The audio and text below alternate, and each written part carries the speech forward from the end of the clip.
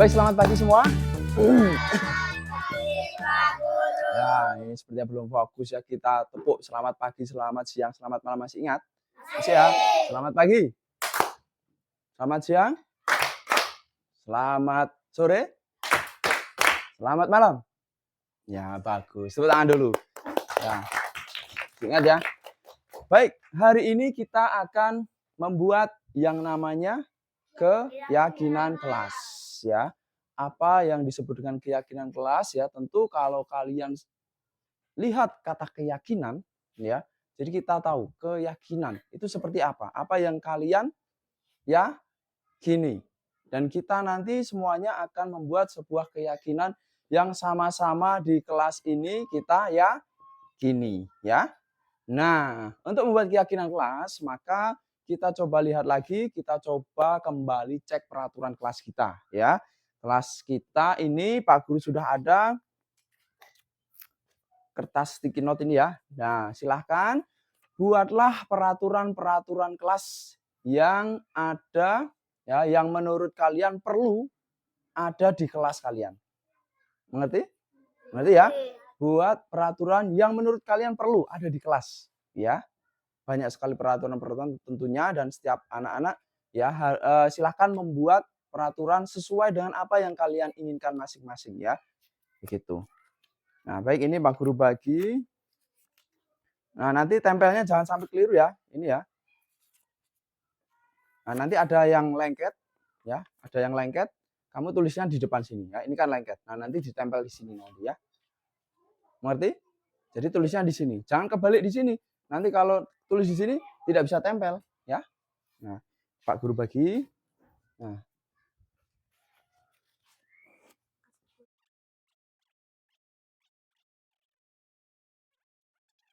Ya, Pak Guru sudah kasih, silakan diisi. Isi nama di atasnya ya. Di atasnya. Di sana. Nama panggilan saya tidak apa ya. Isi nama panggilan ya. Di atasnya. Nah, misal di sini ya. Nama panggilan, peraturannya apa? Tulis ya. Kalau butuh lagi nanti Pak Guru kasih ya. Tulis sudah. Oh ya, jangan terbalik ya. Lemnya di belakang ya. Nah, betul. Ya, lemnya di belakang ya. Ya, oke.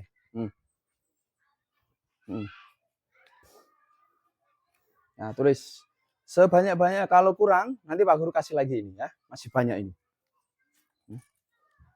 Ayo ya, buat peraturan yang menurut kalian di kelas itu perlu ada. Yang sudah selesai nanti tempel di sini. Nah, boleh ditempel di sini nanti. Ada yang sudah selesai?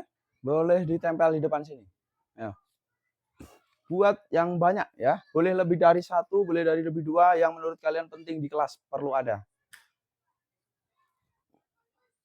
Buat yang banyak. Tidak apa-apa, tidak ada yang salah ya. Tidak ada yang salah. Kamu buat saja. Isi saja ya. Tidak perlu takut kalau wah ini salah, nanti tidak ada yang salah ya. Kamu isi saja.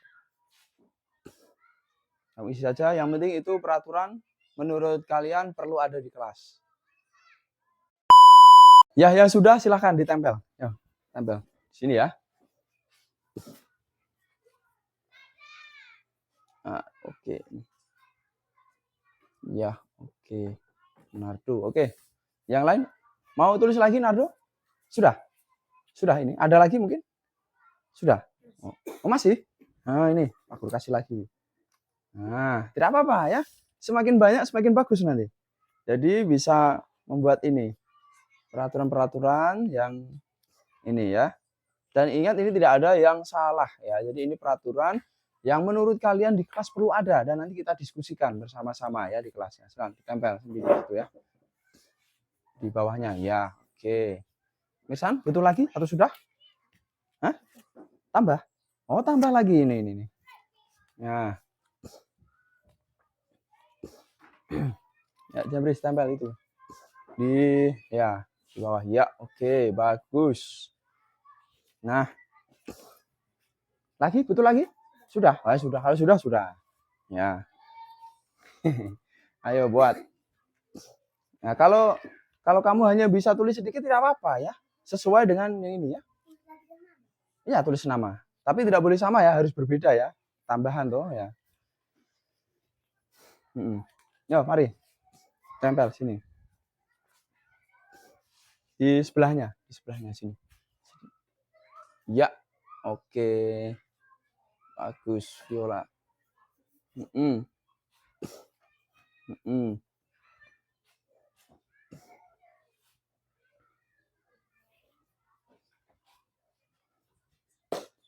Gimana? Oh, lagi tambah? Wah, Viola ini luar biasa, mau tambah lagi ya, buat yang banyak. Nih. Nah, di bawah sini. Oke, Jess. Ya. Oh, jatuh. Tambah lagi. Tambah lagi. Masih ada. Nih. Ya.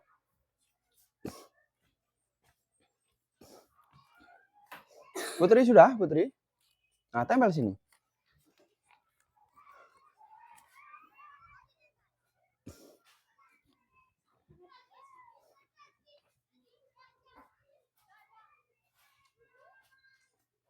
Oke. Tambah lagi? Ya, ini.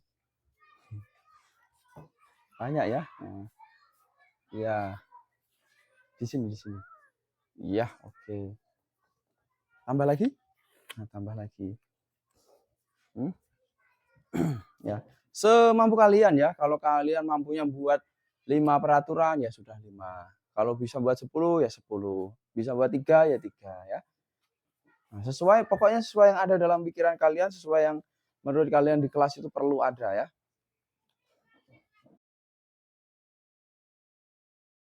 Ya, oke. Ya, sudah semua ini ya. Nah, tidak apa-apa, kita tempel lagi ya. Nah, ini kan sudah ada peraturan-peraturan kelas yang telah kalian buat sendiri, yang telah kalian bentuk sendiri ya, Viola. Nah, juga tadi sudah membuat ya, ada beberapa yang di Viola buat ya, Nardo buat, Jembris buat, Jess buat. Nah, sekarang kita coba lihat sama-sama ya. Nah, peraturan kelas ini kebanyakan itu masih menggunakan kalimat-kalimat yang negatif. Tidak boleh datang terlambat ya. Ini contohnya ya. Tidak boleh atau tidak boleh memukul teman, tidak boleh menyontek. Nah, kita membuat keyakinan kelas itu harus kalimat yang positif ya, harus kalimat-kalimat yang positif sehingga kita buat kalimat positifnya ya, positifnya. Nah, sekarang coba kita lihat ya, urut dari sini. Datang jangan terlambat, berarti kalimat positifnya datang tepat waktu ya, datang tepat waktu. Oke ya. Nah, berikut ada lagi ini mendengar peraturan guru, mendengarkan guru ya. Ya, oke, ini sudah positif ini.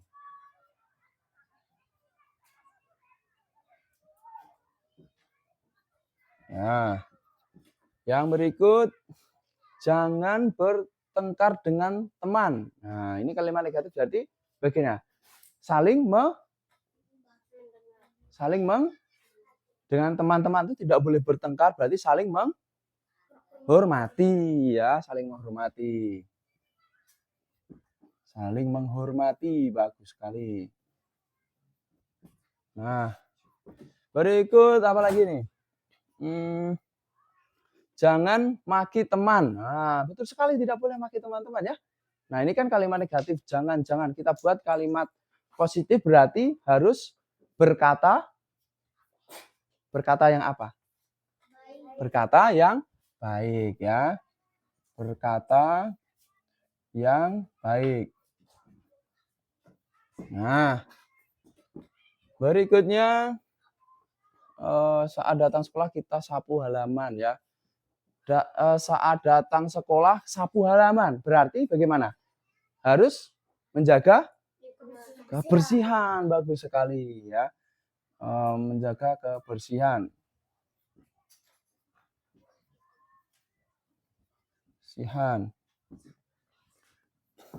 Nah, apalagi nih? Kita lihat lagi, datang sekolah sama, jangan menyontek, jangan maki, jangan memukul. Kalau pergi harus minta izin.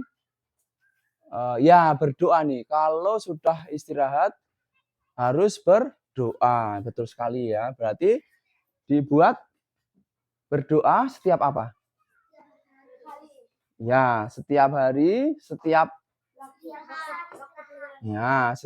awal mau belajar dan akhir belajar. Sebelum dan sesudah ya.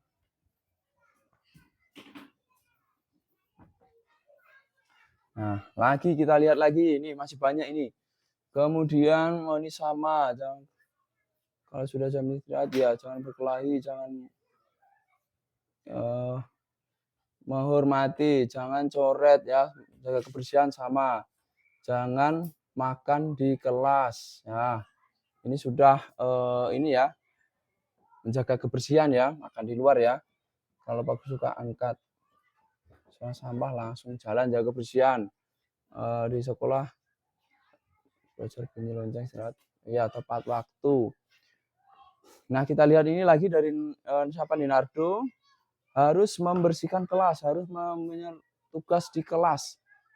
Nah, harus mengerjakan tugas dengan kelas, berarti ya bagaimana? Di kelas harus ya mengerjakan tugas di kelas. Berarti berarti bagaimana? Mengerjakan tugas dengan kelas berarti belajar dengan tekun ya, atau sungguh-sungguh ya. Belajar dengan baik ya. Dan tekun. Nah, kita lihat ini. Jangan ngobrol saat les. Nah, betul sekali. Berarti kalau ini kan masih kalimat negatif, untuk kalimat positifnya tidak boleh berbicara. Berarti saling apa? Ya, saling sudah saling menghormati sudah ya. Sudah. Bersih lonceng ini cepat-cepat, kalau pas jangan bisik-bisik ya. Jangan ribut, jangan mengganggu, jangan ini. Jangan melawan dengan ibu guru ya, betul. Keluar kelas harus izin kepada guru, jangan nyontek, jangan memukul. Ya. Jangan melawan. Jangan. Nah, ini. Jangan merusak kursi dan meja sekolah ya. Ya. Berarti bagaimana? Jangan merusak. Berarti menjaga apa? Menjaga apa? Jadi menjaga barang-barang biar tidak rusak. Nah, menjaga barang dengan baik. Barang sekolah ya. Betul sekali nih, tidak boleh rusak meja, kursi ini, ortan nih ya. Kemudian membuang sampah sudah, jaga kebersihan. Ya, jangan merusak buku sama ya, menjaga barang ya. Kalau guru harus menyapu kelas, berdoa ketika teman tidak ada. Nah, ini ketika teman tidak ada pen atau pensil harus meminjamkan ya. Berarti bagaimana? Saling? Ya, nah, saling meminjam itu saling berarti saling. Nah, betul sekali, saling membantu ya. Saling membantu. Nah, sesama teman. Dengan guru juga tidak? Iya, dengan guru ya. Betul sekali ya. Nah, kita lihat lagi, ini sudah mau habis ini. Jangan mengolok-olok, jangan bermain di dalam kelas ya. Nah, ini bermain di dalam kelas, jangan bermain. Berarti yang kalimat positif bagaimana? Bermain di luar ya. Bermain di lapangan atau luar ya. Atau halaman. Nah, kemudian kita lihat lagi belajar dengan tekun. Sudah ya. Jangan berkelahi, jangan melawan, jangan. Ya sudah, sudah harus ikut ya. Jangan harus Jangan merobek buku teman ya. Ini berarti menjaga barang tadi. Nah, kita sudah dapat 10 kalimat positif ya. Sekarang kita buat kalimat-kalimat kebajikan ya, nilai-nilai universal kalimat kebajikan yang bisa kita buat pada sebuah keyakinan kelas kita ya. Di sini sesuai dengan nilai kebajikan yang ada sesuai dengan kalimat positif yang telah kita buat dari peraturan yang telah kalian berikan pada sticky note ini ya. Nah, kira-kira nilai kebajikan apa yang bisa kita dapatkan di sini? Ya, datang tepat waktu. Nilai kebajikan apa? Berarti bagaimana? Disiplin ya. Datang tepat waktu berarti itu disiplin. Bagus sekali ya. Berikut, mendengarkan guru, saling menghormati, berkata yang baik, menjaga kebersihan, berdoa ada sebelum dan sesudah. Oh, berarti ini mendengarkan guru, saling menghormati, berarti apa? Hormat ya. Nilai kebajikan ini ya. Hormat. Lagi kita buat ya, berdoa, belajar ini sudah, menjaga barang, hormat ya, bermain lapangan. Nah, kita ini lihat yang berdoa ini berarti kalau berdoa ini tentang religius ya. Religius atau tentang keyakinan atau tentang hubungan kita dengan Tuhan ya, dengan yang di atas ya. Jadi ada 3 nilai kebajikan yang bisa kita buat dari peraturan kelas yang telah kita buat ya. Keyakinan atau sesuai dengan nilai kebajikan yang pertama adalah kemudian ya, berikut. Nah, sekarang Pak Guru ada tabel T ya. Tabel T sini ya. Tampak seperti sini, tidak tampak seperti. Nah, ini tabel T. Nah, tabel T ini sekarang dari ketiga ini, disiplin, hormat, religius. Nah, tampak seperti apa? Kalau orang disiplin itu terlihat bagaimana? Terlihat bagaimana? Ya? Terlihat datang tepat waktu ya. Tepat waktu ya. Nah, kemudian tidak terlihat seperti apa? Yang tidak disiplin berarti tidak terlihat bagaimana? Terlambat ya. Lambat. Oke. Yang berikut. Nah, kalau hormat berarti tampak seperti apa? Kalau saling menghormati. Ya, menghormati dan membantu ya. Membantu guru. Dan menghormati. Nah, kemudian tidak tampak seperti apa kalau hormat? Kalau tidak tampak seperti apa untuk yang nilai hormat? Kalau kamu tidak menghormati teman itu seperti apa? Tidak permisi. Berarti tidak sopan ya. Tidak sopan. Nah, sekarang religius ya. Bagaimana? Tampak seperti apa? Kalau mau memulai kegiatan, berdoa.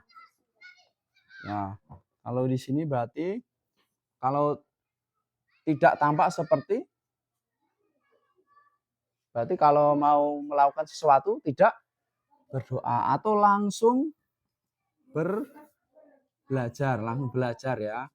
Jadi tidak berdoa, tidak tampak seperti. Jadi orang yang sesuai disiplin, hormat, religius ini ya, tampak seperti datang tepat waktu, membantu guru, menghormati ya, dan berdoa setiap dalam kegiatan. Nah, kemudian dari tabel T ini, Pak Guru juga ada tabel Y. Nah, tabel Y ini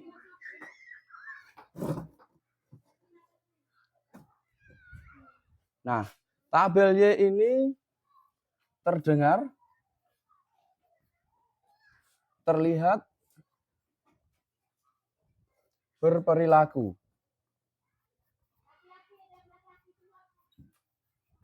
Nah, sekarang kalau disiplin, orang-orang disiplin ini, kalau kalian pernah mendengar kata-kata apa? Disiplin. Gimana? Wah, datang lebih awal. Datang lebih awal.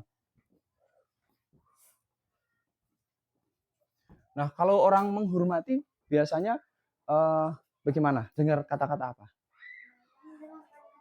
Ya, ya berarti mendengarkan berarti ya baik saya dengar ya. Baik saya dengar. Nah, berikut untuk religius terdengar bagaimana? Kalau orang berdoa berarti terdengar. Mari kita berdoa. Nah, di sini juga terlihat ya, selain terdengar, kita juga bisa melihat orang disiplin itu, kita lihat dia membuat apa? Membuat kesalahan. Jadi orang disiplin itu terlihat apa? Terlihat baik, ya.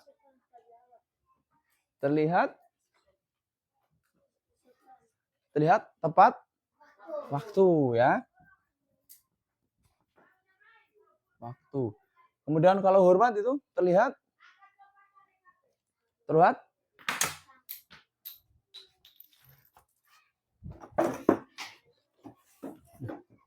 apa? Kalau hormat terlihat saling menyayangi, saling membantu ya. Saling membantu, kerjasama ya. Kerjasama. Kemudian religius berarti terlihat berdoa. Berdoanya bagaimana? Bersama ya terlihat. Nah, berikut berperilaku. Nah, orang yang disiplin berperilaku apa? Berperilaku baik. Nah, selain baik, sopan, apalagi santun, ya, berperilaku, ya, berperilaku sesuai, ya, sesuai dengan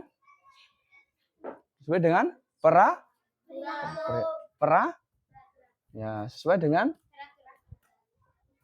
peraturan atau sesuai dengan kalau datang pas waktu berarti sesuai dengan waktunya ya.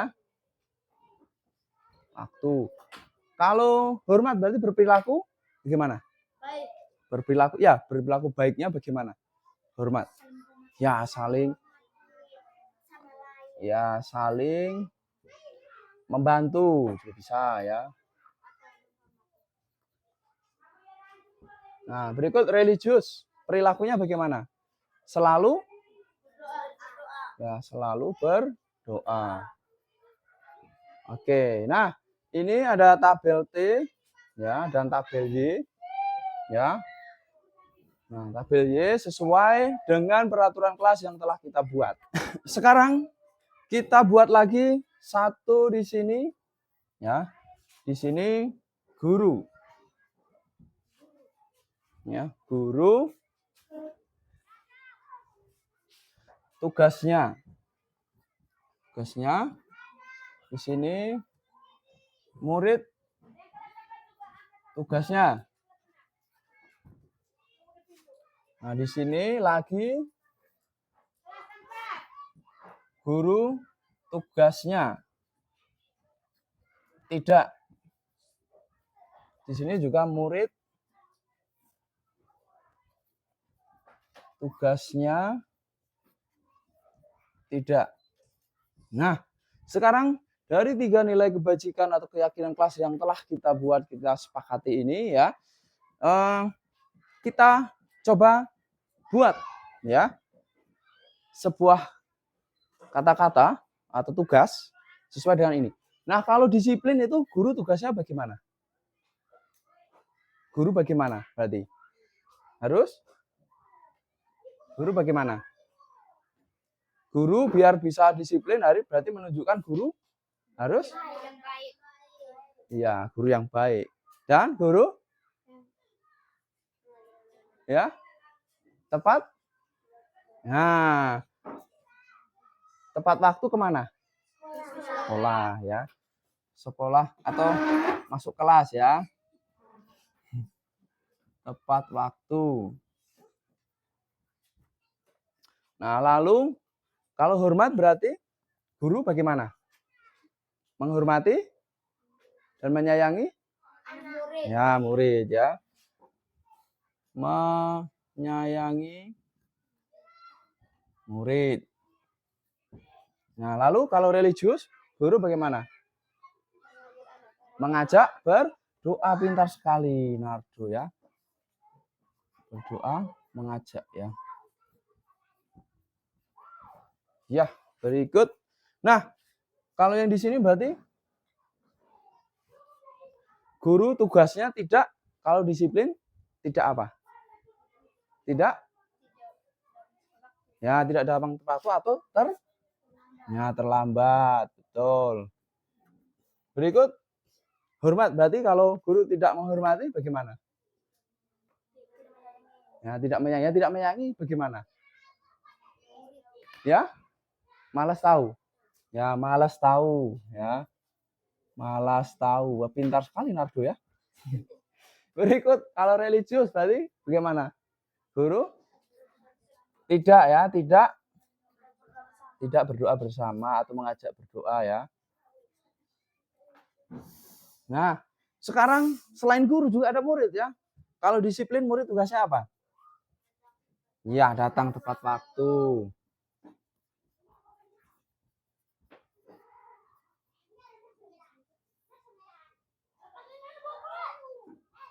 Nah, kemudian kalau hormat, menghormati. Ya, menghormati guru. Guru saja. Guru dan ya, kamu hanya menghormati guru saja. Teman menghormati tidak? Iya, harus teman ya. Nah, kalau religius berarti murid gimana? Berdoa. Nah, sekarang murid tugasnya tidak. Kalau di sini berarti tidak apa? Ya, tidak terlambat juga. Nah, berikut kalau hormat berarti tidak menghormati guru atau teman. Ya, tidak menghormatinya bagaimana? Males tahu. Nah, betul. Tidak tahu permisi, betul ya. Permisi. Males tahu. Ya.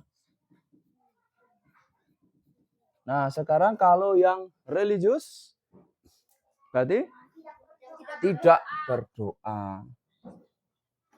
Atau tidak berdoa berarti langsung masuk kelas.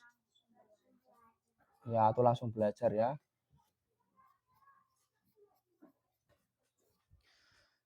Nah, ini sudah kita buat sama-sama ya. Sebuah keyakinan kelas ya. Nilai kebajikan ada 3 ini. Nah, kemudian ini dari peraturan-peraturan kelas yang dari kalian sendiri, dan ini kita sepakati menjadi atau keyakini menjadi 3 ya nilai kebajikan, yaitu disiplin, hormat, religius. Setuju? Nah, kalau setuju disiplin kasih tepuk. Disiplin, hormat, religius. Ya, oke. Nah, dari sini kita sudah dapat ya keyakinan list ini. Jadi kita harus bagaimana? Setelah kita buat keyakinan kelas ini, harus melaksanakan sesuai dengan keyakinan kelas ini ya. Seperti itu ya. Dan terima kasih kita sudah sama-sama membuat keyakinan kelas. Ada yang mau bertanya? Tidak. Nah, tidak ya. Kalau tidak ada ya, sampai jumpa lagi di pelajaran berikutnya. Silahkan bisa istirahat ya. Tepuk tangan dulu.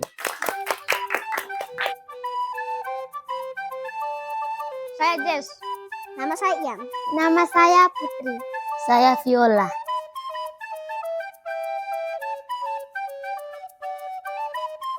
Saya senang saya bisa berpendapat. Saya senang saya bisa berpendapat. Saya senang. Saya senang sekali.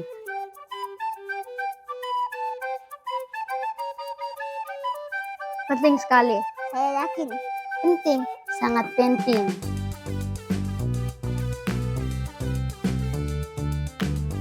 Karena bisa membuat keyakinan bersama. Saya yakin bisa membuat bersama. Dijalankan dengan kesadaran. Keyakinan penuh kesadaran.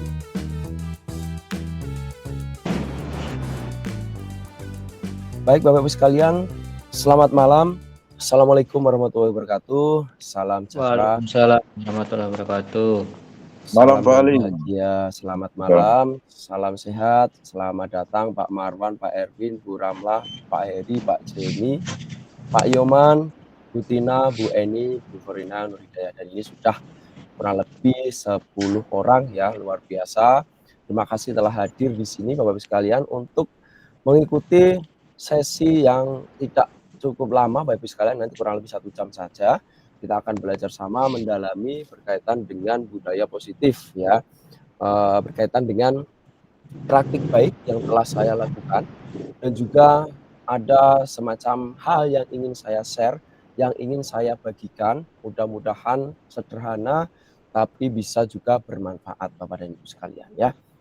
Baik, Bapak Ibu sekalian, tidak memperpanjang kata ya, langsung saja Bapak Ibu sekalian saya akan menyampaikan ya terkait dengan praktik baik ya, tapi saya izin memperkenalkan diri terlebih dahulu Bapak Ibu sekalian. Nama saya Ali Zainal, saya bertugas di Sekolah Dasar Impres Rata Bapak Ibu sekalian, dan saya menjadi bagian guru penggerak ya di angkatan 8 dari Kabupaten Nagityo, Provinsi Nusa Tenggara Timur, dan saya memiliki fasilitator Pak Audi Korengkeng, dan juga pengajar praktik Ibu Teresia Ratnawati Dekrasano. Mungkin kalau Bapak dan Ibu bergabung di sini, fasilitator dan pengajar praktik saya, salam hormat sebelumnya dari saya. Dan juga tidak lupa yang saya kasihi, yang saya hormati Bapak Ibu, seluruh tamu undangan atau teman-teman yang telah tergabung pada sesi webinar berkaitan dengan praktik baik ya, disiplin positif ya. Baik Bapak Ibu sekalian, saya akan lanjut. Jadi Bapak Ibu sekalian, nanti pada sesi malam ini mudah-mudahan kurang lebih 1 jam saya akan berbagi pemahaman berkaitan dengan disiplin positif, nilai-nilai kebajikan universal, teori motivasi, hukuman penghargaan, restitusi, keyakinan kelas, kemudian kebutuhan dasar manusia dan dunia berkualitas, lalu restitusi, 5 posisi kontrol, dan segitiga restitusi Bapak Ibu sekalian ya.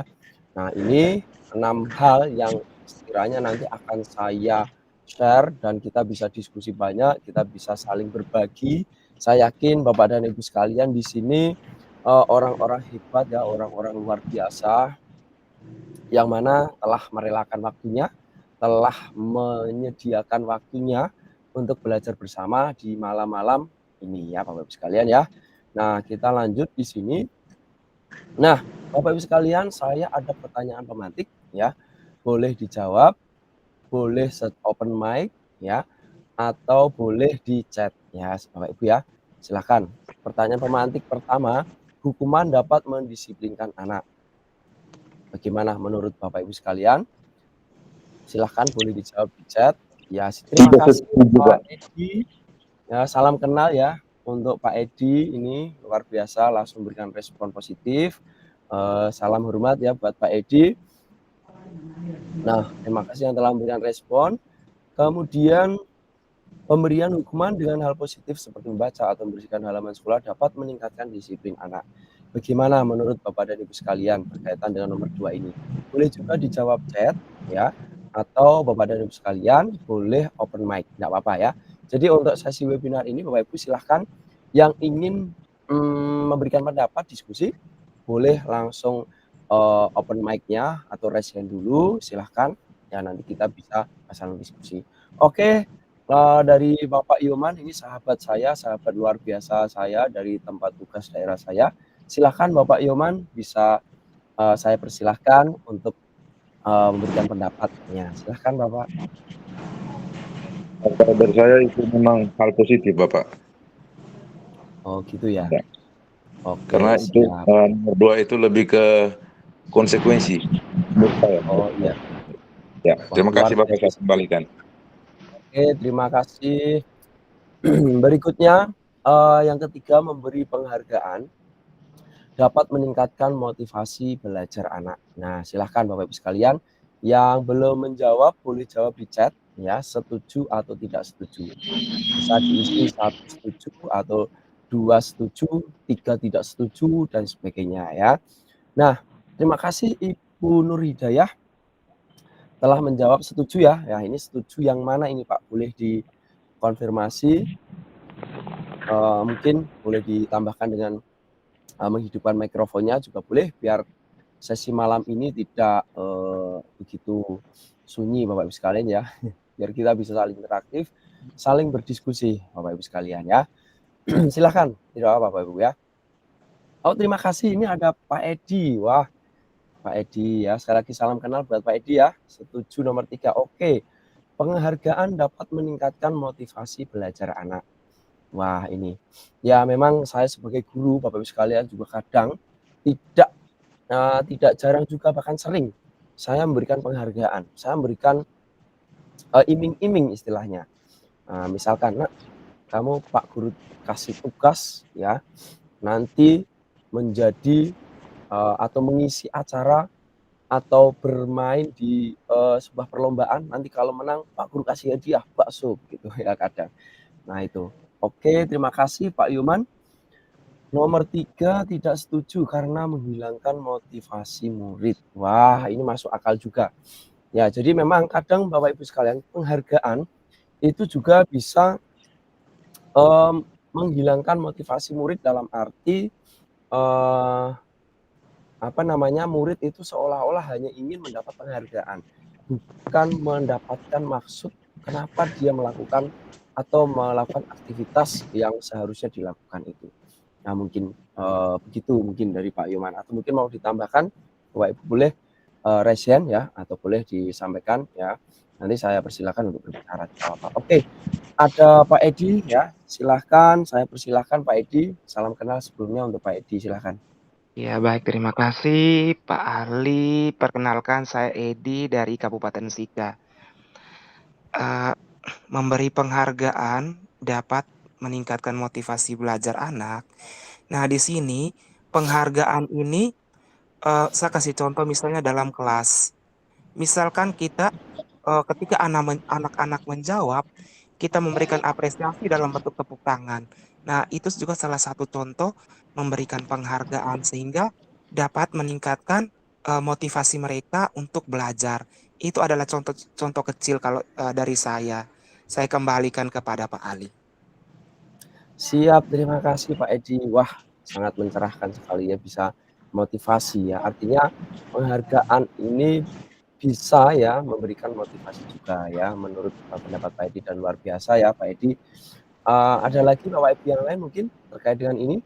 Jadi ini pertanyaan benar, tidak ada benar salah Bapak Ibu sekalian. Jadi kita saling berbagi, saling berdiskusi sama-sama.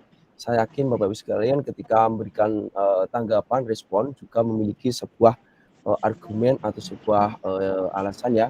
Oke, terima kasih ada Pak Marwandi. Wah, salam kenal Pak Marwan ya. Kepada peserta didik menjadi acuan terhadap peserta didik motivasi dalam KBM semakin meningkat. Wah, ini menurut Pak Marwandi ya. Jadi seperti yang kita bicarakan tadi juga Bapak Ibu sekalian ya, kadang sebuah penghargaan ya itu bisa meningkatkan motivasi. Nah, di malam ini kita akan belajar lebih mendalam ya, akan mempelajari lebih lanjut terkait dengan salah satunya berkaitan dengan penghargaan ini Bapak Ibu sekalian ya. Nah, oke, mohon izin saya lanjutkan. Nah, kita masuk untuk disiplin positif dan nilai-nilai kebajikan universal. Nah, Bapak Ibu sekalian, saya mengikuti pendidikan guru penggerak mendapatkan hal yang sangat menarik sekali Bapak Ibu sekalian. Ya, berkaitan dengan perubahan paradigma ini. Jadi ini ada sebuah game atau sebuah permainan sederhana ya.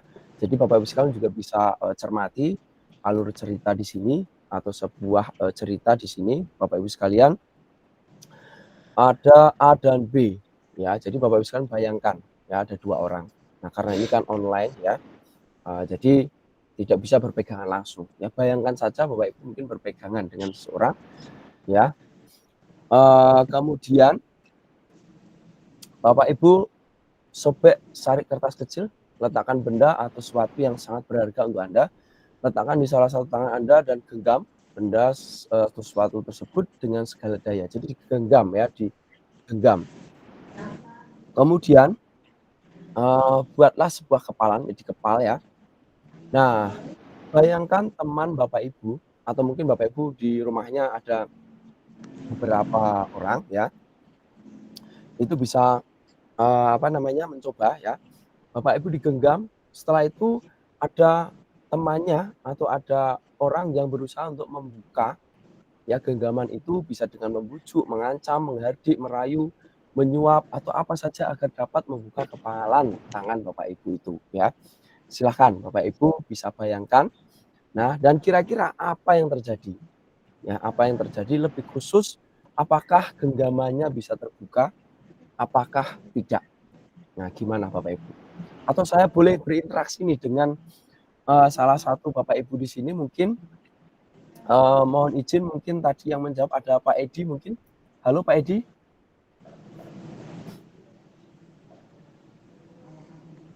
Halo Pak Edi. Iya, halo, halo. Ya, Iya. gimana Pak Edi misalkan Pak Edi menggenggam sesuatu yang sangat berharga, kemudian saya berusaha membukanya. Kira-kira Pak Edi berusaha mengizinkan untuk membuka itu tidak genggamannya? Oke, baik. Terima kasih Pak Menurut Ali. Di sini secara ketika saya menggenggam dari pernyataan ini, saya misalnya dari Pak Ali menggenggamnya secara kuat. Nah, ketika saya mau mendekati contoh ke genggamannya Pak Ali, itu saya berlahan-lahan itu genggaman itu terbuka. Nah, terbuka ini artinya memberikan kesempatan kepada siapa saja, kepada anak murid tanpa ada ini. Itu menurut saya. Baik.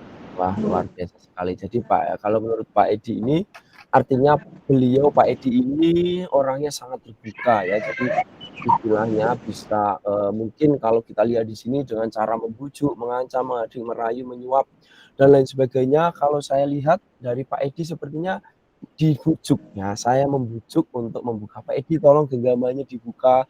Nah, sepertinya akan dibuka gitu mungkin Pak Edi ya. Oke, terima kasih ya Bapak Ibu yang telah berpartisipasi dan lebih khusus Pak Edi yang telah memberikan tanggapannya. Bapak Ibu yang lain juga sangat saya tunggu responnya ya untuk sesi webinar malam ini. Oke, terima kasih. Di sini ada Bapak Yoman ini, sahabat saya, sahabat luar biasa saya ini. Silakan Pak Yoman. Oke, terima kasih Pak Ali untuk kesempatan berharga ini. Kalau dari saya, ketika saya menggenggam sesuatu yang berharga, apapun bujukan, rayuan, bahkan ditawari uang saya tidak akan berikan. Dalam hal ini saya tidak akan buka kepalan tangan saya karena memang itu Ya, adalah sesuatu yang berharga bagi saya. Sekalipun berbagai bujuk rayu sudah dilakukan. Oke, saya kembalikan Pak Ali. wah, ya kalau ini Pak Yoman berarti orangnya sangat memiliki komitmen tinggi ya. Jadi susah ya walaupun tadi disampaikan dirayu, dibujuk tidak mau. Tapi tidak tahu kalau saya suap mungkin. Bercanda ya. Nah, ya itu. Jadi Bapak Ibu sekalian, jadi dari sini Bapak Ibu sekalian ya kita bisa mendapatkan sebuah informasi atau perubahan paradigma ya, teori kontrol atau teori pilihan atau ilusi kontrol Bapak Ibu sekalian ya, bahwa ilusi guru mengontrol murid. Nah, kemudian ilusi bahwa kritik dan membuat orang merasa bersalah dapat menguatkan karakter. Ya, ilusi kritik ya kemudian membuat orang bersalah itu lebih bisa menguatkan karakternya.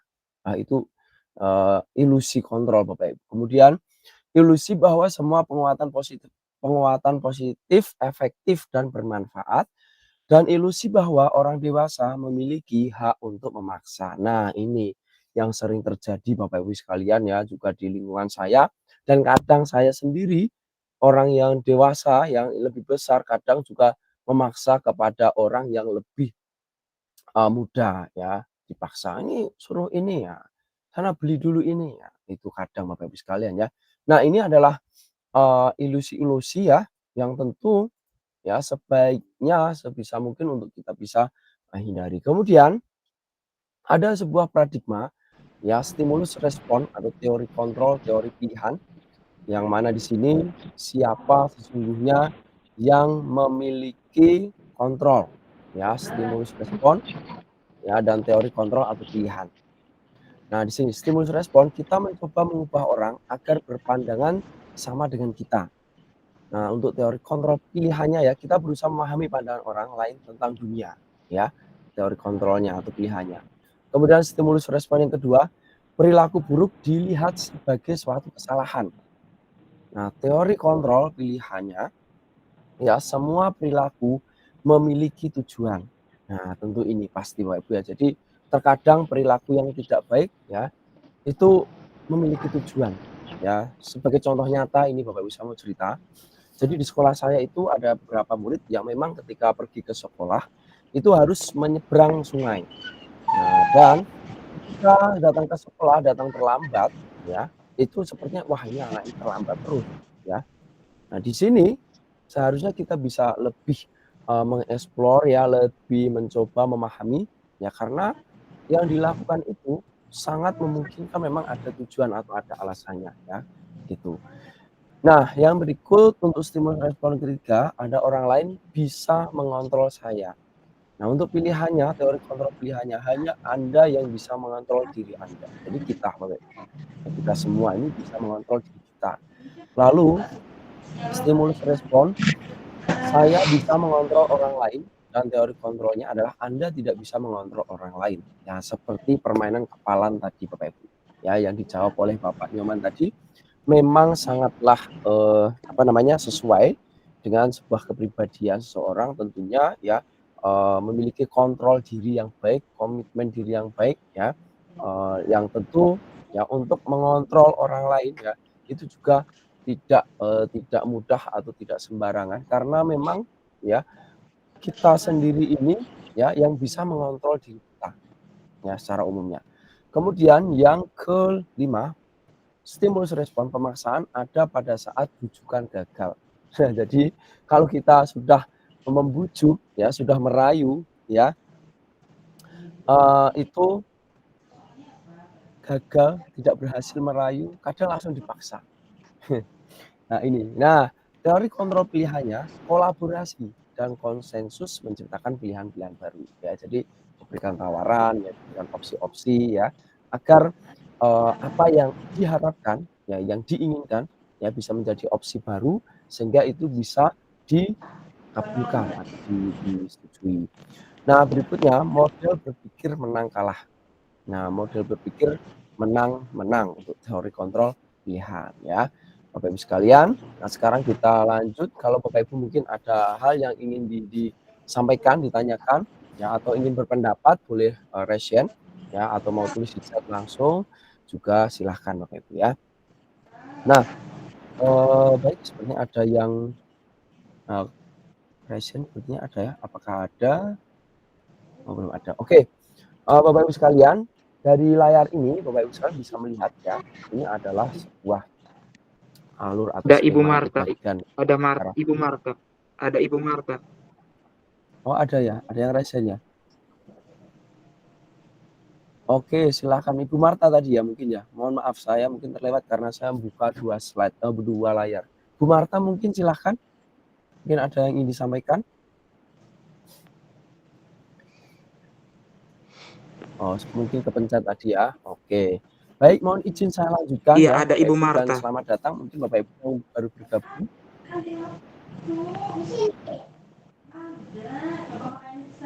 Ya, bagaimana?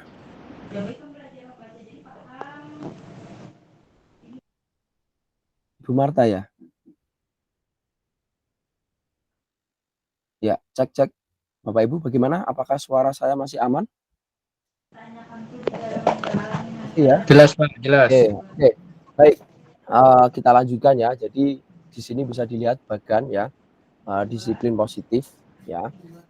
Jadi Bapak Ibu bisa dilihat sini dari sebuah teori kontrol pilihan gambarannya. Kita tidak bisa mengontrol orang lain, hanya kita yang bisa mengontrol diri kita. Nah, disinilah diturunkan dengan arti disiplin atau makna disiplin. Nah, makna disiplin ini belajar kontrol diri dengan menggali potensi kita agar tercapai tujuan mulia, yaitu sesuai ya sesuatu menjadi seorang yang kita inginkan berdasarkan nilai-nilai yang kita hargai. Nah, Bapak Ibu sekalian, terkadang ya, oke, terima kasih Pak Alfred, salam kenal ya, telah bergabung, telah memberikan semangat juga ya. Baik, kita lanjut ya.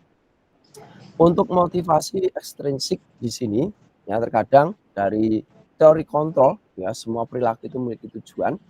Nah, ini untuk menghindari hukuman.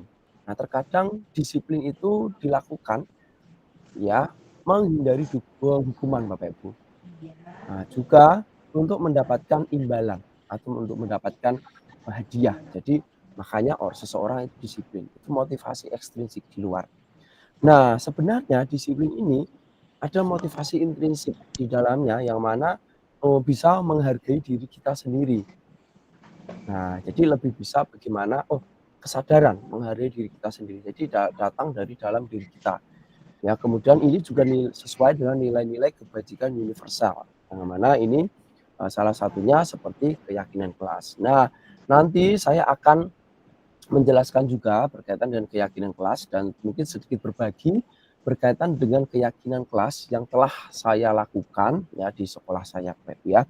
Nah, kemudian dari teori kontrol, model berpikir menang-menang, kolaborasi dan konsensus menciptakan pilihan-pilihan baru. Itu ada 5 posisi kontrol: penghukum, pembuat rasa bersalah, teman, pemantau, manajer. Nah, ini nanti kita juga akan bahas lebih detail.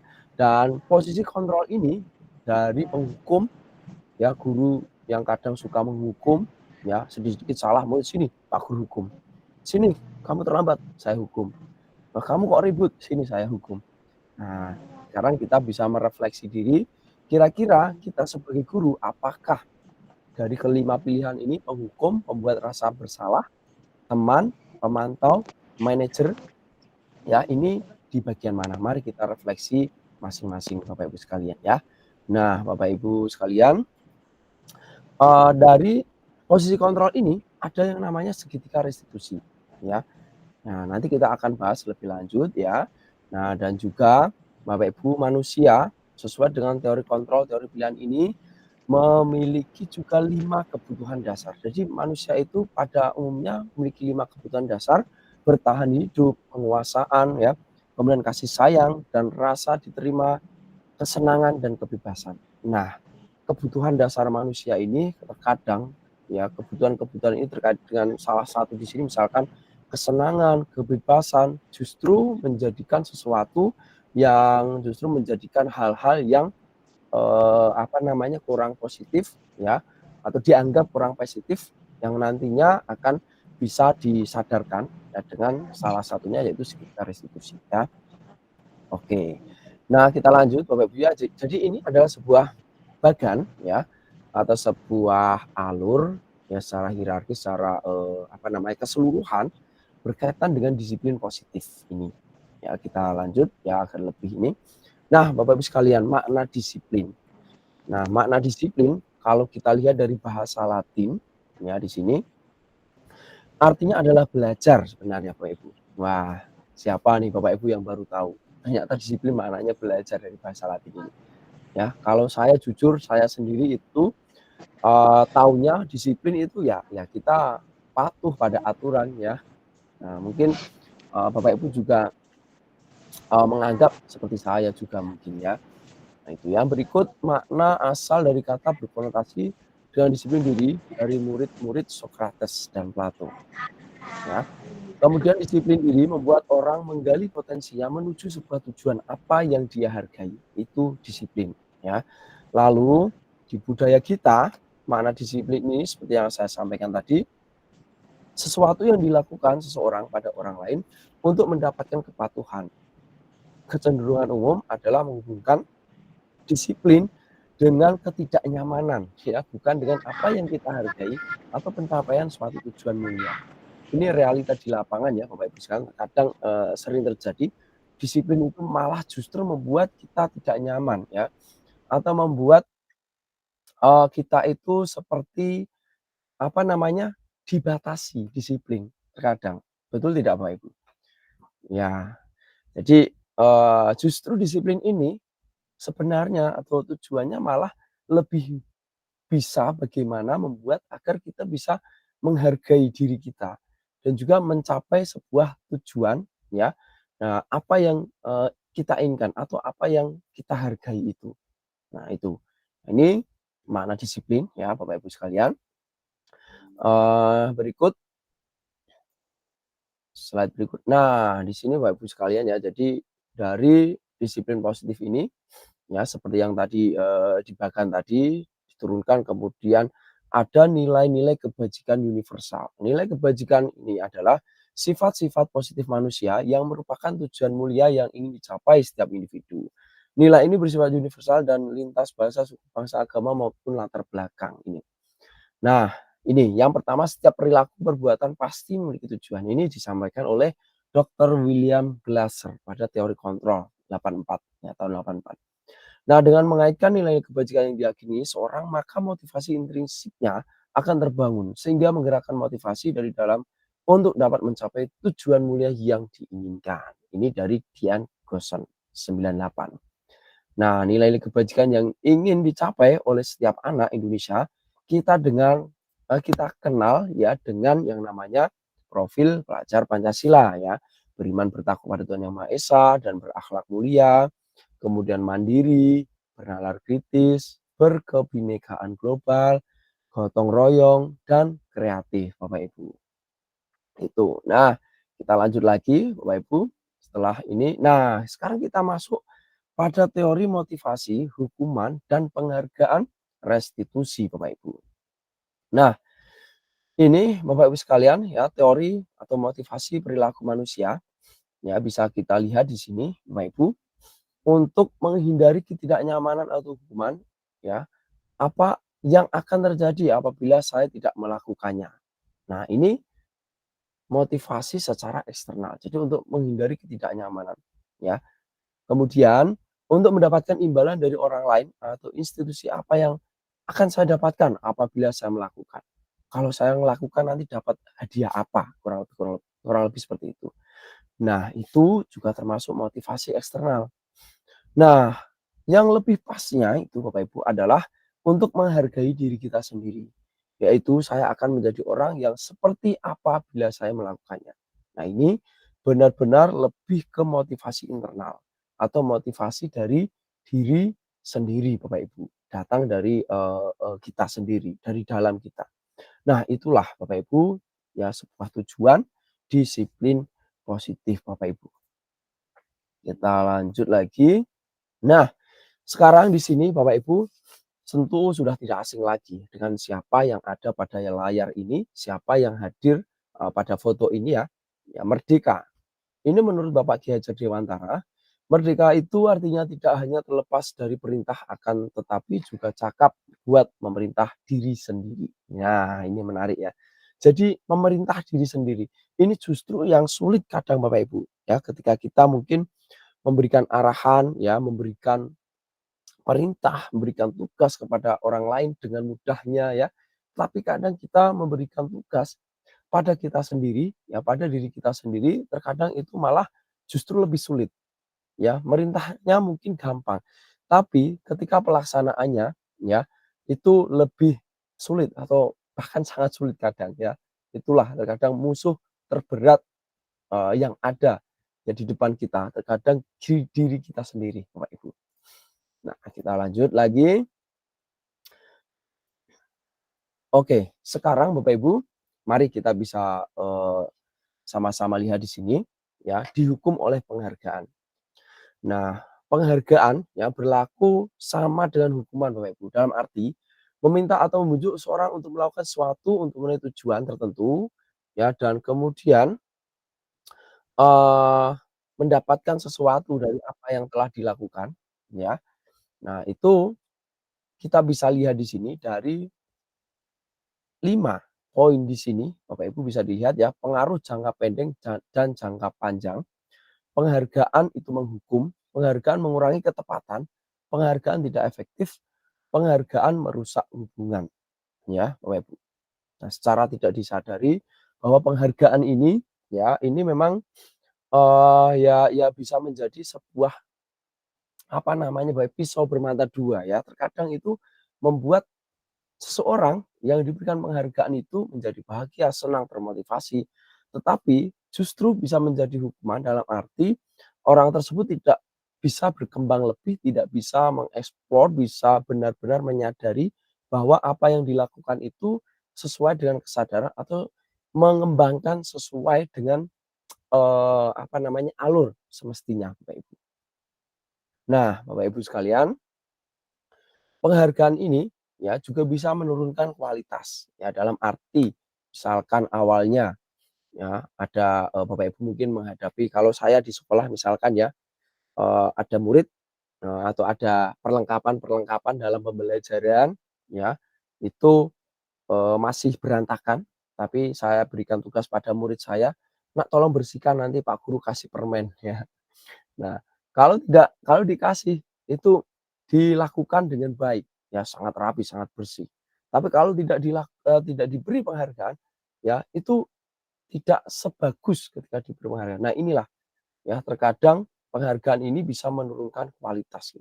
Ya, padahal kalau kita lihat secara kesadarannya tadi ya bahwa tujuan disiplin positif ya datang dari dalam, ya datang dari benar-benar kesadaran bahwa ini harus dirapikan begitu. Nah, penghargaan juga mematikan kreativitas dan penghargaan mengurangi motivasi intrinsik. Menarik sekali Bapak Ibu ini ya. Penghargaan mematikan kreativitas ya. Jadi ya seseorang itu melakukan sesuatu, melakukan aktivitas, melakukan tugas-tugas yang diberikan ibaratnya itu berdasarkan penghargaan, maka akan menurun kreativitasnya. Jadi, wah pokoknya saya dapat hadiah. Nah, kalau tidak ada hadiah, maka dia ya melakukan hal yang ya tidak seserius ketika mendapat penghargaan. Nah, inilah kenapa Bapak Ibu bisa mematikan kreativitas Bapak Ibu penghargaan. Jadi sebenarnya sangat berbahaya sekali penghargaan ini Bapak Ibu. Ya, tapi ya memang ini mungkin teori yang boleh dikatakan sangat sulit untuk diterapkan. Ya, mari sama-sama kita merefleksikan diri. Ya, kalaupun ini menurut saya juga sangat sulit, ya, tapi saya akan berusaha untuk memulai sedikit demi sedikit ya untuk mencapai pada disiplin positif yang sebenarnya. Nah, yang berikut bentuk program kebijakan, ya, program kebajikan maksud saya atau apresiasi ini ya. Dalam memberikan apresiasi atau pengakuan, ya, perlu diingat Bapak Ibu sekalian, berilah pengakuan secara khusus, pribadi, semua murid, konsisten, dan fokus pada proses. Nah, ini salah satu bentuk-bentuk ya program apresiasi atau teknik untuk mengapresiasi agar kebajikan dalam penghargaan ini lebih ke hal-hal yang positif ya.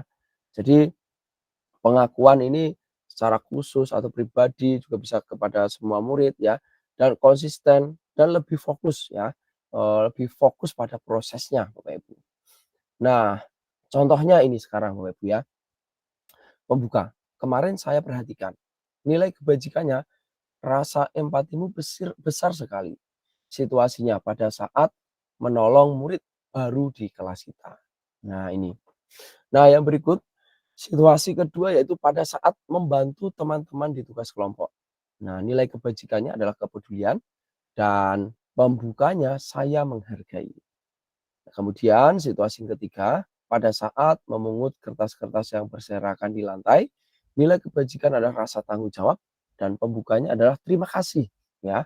Ini terima kasih untuk telah dipungut sampah-sampah ini ya. Ini dan kita lanjut lagi. Kita sedikit bermain game Bapak Ibu sekalian ya, silahkan. Boleh dijawab di chat atau boleh dijawab secara langsung interaktif ya. Dengan senang hati Bapak Ibu, saya berikan kesempatan seluas-luasnya untuk sama-sama berdiskusi berkaitan dengan hukuman atau konsekuensi ini. Yang pertama, mencatat 100 kali di dalam buku kalimat, saya tidak akan terlambat lagi karena terlambat sekolah. Ya, oke, silahkan. Ini ada Pak Yoman ingin memberikan tanggapan, ya, dan Bapak Ibu yang lain juga boleh ya memberikan tanggapannya di kolom chat langsung ya. Dan kali ini saya persilakan dulu kepada Pak Nyoman. Silakan, Pak. Kalau menurut saya Pak Ali, itu hukuman Pak Ali. Oke, Oke, saya kembali. siap. Ini untuk yang pertama ini ya, Pak, mencatat 100 kali ya. Ya, oke, baik. Kemudian yang kedua ada lari mengelilingi lapangan basket 2 kali karena terlambat hadir di sekolah. Wah, ini terkadang saya sendiri lakukan Bapak Ibu sekalian, apalagi saya ini sebagai, guru olahraga ya, guru penjas ya, kadang seringkali melakukan hal ini Bapak Ibu. Nah, menurut Bapak Ibu, lari mengelilingi lapangan basket 2 kali karena terlambat hadir di sekolah ini termasuk hukuman atau konsekuensi Bapak Ibu? Silahkan, juga boleh dijawab di chat ya, atau dijawab langsung juga boleh ya. Juga murid diminta untuk push up 15 kali karena tidak menggunakan masker ke sekolah. Nah, ini bagaimana Bapak Ibu? Silahkan, boleh juga dijawab. Saya tunggu jawabannya di komentar Bapak Ibu. Dijawab hukuman atau konsekuensi. Ya, terima kasih. Dari Ibu Nur Hidayah. Yang nomor 2 hukuman. Wah, setuju. Saya juga menganggap ini hukuman ya. Bapak Ibu yang lain juga boleh berikan jawabannya ya. Pak Marwandi, hukuman Pak, setuju saja Pak, selama tidak berlebihan membebani peserta didik. Ya, boleh juga Pak Marwan ya. Hukuman tidak berlebihan membebani peserta didik. Ya, nah nanti kita akan juga bahas ya hukuman dan konsekuensi, sebaiknya kita pilih mana. Nah, berikut menggantikan kertas tugas teman yang telah dicoret-coret, membersihkan tumpahan air di meja tulis karena tersenggol pada saat belajar. Kemudian murid disuruh untuk tidak mengenakan sepatu seharian di sekolah karena tidak mengenakan sepatu hitam. Dan lari mengelilingi lapangan basket 2 kali karena terlambat 10 menit untuk pelajaran penjas atau PJOK. Ya, ini gimana Bapak Ibu ya? Terima kasih yang telah menjawab ya, dari hukuman atau konsekuensi dari 7 kasus ini, 7 cerita atau 7 narasi, cerita pendek, cerita sederhana ini ya. Nah, ini silakan Bapak Ibu, saya tunggu, boleh diberikan respon atau mau dijawab dengan open mic juga silahkan ya, dengan senang hati saya berikan kesempatan ya. Nah, Bapak Ibu sekalian, dari kasus-kasus ini kalau kita lihat ya, ini Bapak Ibu. Jadi ya, oke. Jadi untuk yang pertama tadi tepat sekali yang dijawab oleh Pak Marwan tadi ya, hukuman. Kemudian lari mengelilingi lapangan itu hukuman. Kemudian murid diminta untuk push up 15 kali, itu juga hukuman. Nah, mengganti kertas tugas ini juga lebih ke konsekuensi ya. Kemudian membersihkan tumpahan air di meja tulis itu termasuk konsekuensi. Jadi konsekuensi dan hukuman ini bisa Bapak Ibu lihat ya, dari kasus-kasus ini tentu ada perbedaan atau ada hal-hal yang memberikan pembeda, atau ada hal-hal yang istilahnya ada nilai-nilai agak positifnya, agak baiknya. Ya, kalau hukuman ini sifatnya pasti lebih ke merugikan atau memberikan beban. Tapi kalau konsekuensi ini ya, jadi lebih ada dampak positifnya. Nah, contohnya menggantikan kertas, membersihkan tumpahan air ini ya. Nah, next berikut. Nah, ini perbedaan ya secara secara langsung ya, ketika kita lihat hukuman dan konsekuensi. Jadi kalau hukuman itu sifatnya menyakitkan dan harus terjadi. Kalau konsekuensi ya harus terjadi. Nah, bedanya kalau hukuman itu lebih ke menyakitkan Bapak Ibu. Kemudian hukuman ini membuat anak sakit fisik, maupun hati ya, untuk jangka waktu lama Bapak Ibu. Dan kadang saya sebagai murid pun saat ini ya, jadi saya juga pernah mengingat ya, ketika saya mendapatkan hukuman di sekolah ya, jadi itu kadang kalau kita ingat-ingat rasa sakitnya masih terasa sampai sekarang terkadang Bapak Ibu ya. Nah, itu yang berikut untuk konsekuensi membuat anak merasa tidak nyaman dalam jangka waktu pendek saja Bapak Ibu. Jadi hanya sebentar saja tidak nyamannya, tapi setelah itu ya normal lagi. Itu konsekuensi. Nah, untuk hukuman itu biasanya ya anak akan membenci kedisiplinan. Nah, kalau konsekuensi anak akan lebih menghargai disiplin. Hukuman sifatnya paksaan dan konsekuensi itu sifatnya stimulus, tanggapan atau ada opsi-opsi diberikan kesempatan untuk berpikir atau memberikan respon ya berkaitan dengan apa yang telah dilakukan itu. Berikut untuk hukuman mendorong anak menyakiti diri sendiri. Konsekuensi mendorong anak agar mudah menyesuaikan diri. Itu. Lalu hukuman itu konsep diri yang buruk. Nah, kalau konsekuensi, konsep diri yang baik tentunya. Nah, hukuman juga anak belajar untuk menyembunyikan kesalahan terkadang. Jadi karena takut dihukum, ya sudah kita sembunyikan kesalahan. Jangan mengaku. Nanti kalau mengaku dihukum. Itu. Lalu kalau untuk konsekuensi, anak belajar untuk mematuhi peraturan. Ya, kalau konsekuensi ini, ya anak akan lebih sadar. Wah, nanti kalau saya lakukan ini nanti dapat konsekuensinya seperti ini. Atau saya akan mendapatkan dampak seperti ini. Nah, itu. Nah, berikutnya, untuk hukuman, itu marah, rasa bersalah, dipermalukan, merasa tidak dihargai. Benar tidak Bapak Ibu? Nah, kalau konsekuensi, itu kehilangan hak, dibuat tidak nyaman, diasingkan, ya, untuk sementara. Itu Bapak Ibu. Ini untuk konsekuensinya Bapak Ibu ya. Nah, jadi ini dua hal yang sebenarnya mungkin kalau saya dulu menganggap wah hampir sama sih hukuman dan konsekuensi, tetapi setelah saya mendapatkan materi ini Bapak Ibu ternyata hukuman dan konsekuensi ini dua hal yang boleh dikatakan berbeda dan cukup berbeda. Perbedaannya sangat nampak sekali ketika kita melihat ketika kita membahas ya pada sesi ini. Nah, berikutnya Bapak Ibu restitusi. Nah, ini. Nah, Bapak Ibu, apakah di sini ada yang baru mendengar kata restitusi, Bapak Ibu? Nah, restitusi. Ya, restitusi ini sebuah proses menciptakan kondisi bagi murid untuk memperbaiki kesalahan mereka. Jadi diberikan sebuah proses, Bapak Ibu, untuk menciptakan, untuk membuat, ya, membuat murid kondisinya itu bisa memperbaiki kesalahan mereka. Jadi sifatnya lebih terbuka, ya tidak seperti hukuman tadi ya, ada kesalahan langsung dikasih hukuman. Tapi restitusi ini ya lebih bagaimana bisa menciptakan kondisi, menciptakan lingkungan agar murid itu bisa memperbaiki. Dan inilah poin penting, poin yang sangat-sangat bermakna bila mana murid ini mampu memperbaiki kesalahan yang telah dilakukan. Itu. Nah, mereka setelah memperbaiki kesalahannya diharapkan bisa kembali pada kelompok mereka dan dengan karakter yang lebih kuat. Lebih kuat dalam arti mereka telah sadar terkait dengan apa kesalahan, apa yang ia yakini, dan ke depan mau berbuat apa. Nah, restitusi ini juga proses kolaboratif yang mengajarkan murid untuk mencari solusi untuk masalah mereka dan membantu murid berpikir tentang orang seperti apa yang ingin menjadi. Jadi ibaratnya ada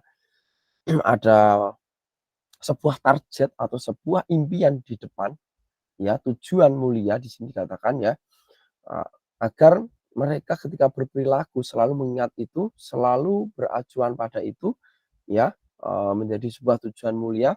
Dan ini juga disampaikan ya oleh Gosen tahun 2004 ini. Nah, ini Bapak Ibu, sekarang kita lihat di sini kita ada tabel lagi ya terkait dengan identitas gagal dan identitas sukses Bapak Ibu. Nah, kalau kita lihat di sini identitas gagal ya dimulai dari hukuman. Nah, seperti yang kita jelaskan tadi ya menyakitkan, tidak nyaman, korban, murid tersakiti, ya perilaku pasif dan seterusnya. Nah, kalau disiplin identitas sukses disiplin ini, kalau dibandingkan dengan konsekuensi, ya, ada lagi sekarang lagi restitusi. Nah, kalau konsekuensi ini tadi harus terjadi, kalau restitusi ini merupakan pilihan. Lalu restitusi menguatkan untuk murid anak dalam jangka waktu panjang. Karena apa? Karena mereka benar-benar dibangun kesadaran, dibangun apa namanya? Dari dalam intern anak itu ya untuk kembali ya memaknai, memvalidasi apa yang telah ia lakukan ya dalam jangka waktu panjang tentunya. Nah, kalau restitusi juga korban itu mendapat ganti atau orang yang dirugikan bisa mendapat gantinya. Dan murid lebih bisa mendapat penguatan Bapak Ibu. Dan berikut masalah tentunya terpecahkan dengan restitusi dan murid belajar bertanggung jawab ya, fokus pada pemecahan masalah dalam jangka waktu panjang ya. Kalau kita lihat di sini contoh-contoh kata-katanya adalah apa yang kamu yakini. Apa yang bisa kamu lakukan untuk memperbaiki masalah ini? Nah, jadi diberikan pertanyaan-pertanyaan. Nah, pertanyaan atau clue atau skenario-nya seperti apa nanti kita akan pelajari terkait dengan segitiga restitusi. Nah, yang berikut murid itu akan menghormati dirinya dan orang lain. Itu yang paling penting Bapak Ibu dari restitusi ini. Nah, berikutnya ya, ciri-ciri restitusi ya. Jadi restitusi ini itu ada cirinya Bapak Ibu. Ya, pertama, bukan untuk menebus kesalahan namun untuk belajar dari kesalahan. Lalu memperbaiki hubungan maksud saya ya. Kemudian tawaran bukan paksaan dan keempat restitusi menuntun untuk melihat ke dalam diri ya. Nah, restitusi ini juga mencari kebutuhan dasar yang menjadi tindakan dan keenam restitusi diri adalah cara yang paling baik. Ya, berikut restitusi fokus pada karakter bukan tindakan. Yang kedelapan, restitusi fokus pada solusi dan yang sembilan restitusi mengembalikan murid yang berbuat salah pada kelompoknya. Wah, ini sangat menurut saya sangat-sangatlah apa namanya terpuji sekali ya ketika kita bisa menerapkan restitusi ini dengan baik ya. Bisa belajar dari kesalahan, hubungan bisa kembali erat, rapat ya. Kemudian motivasi benar-benar dari diri ya, kemudian karakter akan lebih terbangun, terbentuk ya. Itu istimewanya Bapak Ibu restitusi. Nah, dan ini terus terang saya juga menganggap baru Bapak Ibu. Nah, berikut adalah keyakinan kelas. Nah, mengapa sih Bapak Ibu harus keyakinan kelas, tidak peraturan saja? Nah, mengapa kita memiliki peraturan harus menggunakan helm bila mengendarai kendaraan roda 2? Mengapa kita memiliki peraturan 3M menggunakan masker, mencuci tangan, dan menjaga jarak 1,5 meter? Mengapa kita memiliki peraturan harus datang tepat waktu pada saat mengikuti pelatihan? Nah, untuk mendukung motivasi intrinsik, kembali ke nilai-nilai keyakinan lebih menggerakkan seseorang dibandingkan mengikuti serangkaian peraturan-peraturan. Ya, jadi itulah Bapak Ibu kenapa harus sebuah keyakinan, ya keyakinan kelas. Nah, Bapak Ibu kalau kita lihat ya dalam apa namanya lingkaran ya atau dalam diagram atau gambar di sini letak dari budaya positif, lingkungan positif, keyakinan kelas, peraturan kelas ya, kurang lebih seperti ini digambarkan. Ya, jadi semua ini dibalut pada budaya positif ya, yang tentu kita lihat yang terkecil di dalamnya itu peraturan kelas. Ya oke, terima kasih. Ya, sepakat sekali Pak Marwan ya. Keyakinan, kesepakatan bersama memberikan rasa tanggung jawab terhadap diri dan kelompok ya. Oke, mantap ya. Jadi ini Bapak Ibu ya, kurang lebih berkaitan dengan apa namanya? Tata letak ya atau gambaran peraturan kelas, keyakinan kelas, ya lingkungan positif dan budaya positif. Nah, budaya positif ini sifatnya lebih di atas atau lebih jangkauannya tentu lebih besar lah ya.